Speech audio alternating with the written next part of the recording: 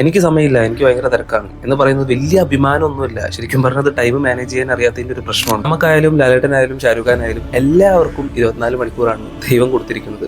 അപ്പോൾ ഈ 24 മണിക്കൂറിനെ മാനേജ് ചെയ്യാൻ അറിഞ്ഞിട്ടില്ല എന്നാണെങ്കിൽ നിങ്ങൾക്ക് പിന്നെ എവിടെ നിന്നാണ് സമയം ഉണ്ടാകുക? സോ ഒരാൾ ചോദിക്കുമ്പോൾ സമയം ഇല്ല എന്ന് പറയുന്നേക്കാളും നല്ലത് സമയം ഉണ്ട് എന്ന് പറയുക.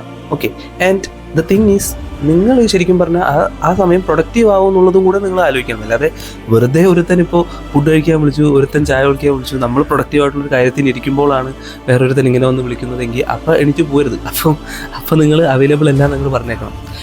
ശരിക്കും പറഞ്ഞാൽ നിങ്ങൾ ഈ ടൈം സ്പെൻഡ് ചെയ്യുമ്പോൾ നിങ്ങളത് പ്രൊഡക്റ്റീവായിട്ട് കിട്ടണ്ടോ എന്നുള്ള കാര്യം കൂടി നിങ്ങൾ ശ്രദ്ധിക്കണം. എന്നിട്ട് വേണം യെസ് പറയാനായിട്ട്. അല്ലാതെ ഞാനീ പറഞ്ഞെന്ന് പറഞ്ഞിട്ട് നിങ്ങൾ എല്ലായിടത്തും കയറി അവൈലബിൾ ആണെന്ന് പറയുന്നത്, അങ്ങനെ പോവുകയാണെങ്കിൽ നമുക്കൊരു വില ഉണ്ടാവത്തില്ല. സോ സമയം ഇല്ല എന്ന് പറയുന്നത് സത്യം പറഞ്ഞാൽ നുണയാണ്. അത് മാനേജ് ചെയ്യാനായിട്ട് പഠിക്കുക. ഈ 2026 നിങ്ങൾ ശീലമാക്കേണ്ട ഒരു കാര്യം ഈ ടൈം മാനേജ്മെൻ്റ് ആണ്. ഒന്ന് കറക്റ്റായിട്ടൊന്ന് ടൈമൊക്കെ ഒന്ന് മാനേജ് ചെയ്യാനായിട്ട് പഠിക്കുക. സോ നിങ്ങളുടെ ലൈഫ് അടിപൊളിയായിരിക്കും. എല്ലാ കാര്യത്തിലും നിങ്ങൾക്കൊരു പിടിപ്പുണ്ടാവും ശരിക്കും.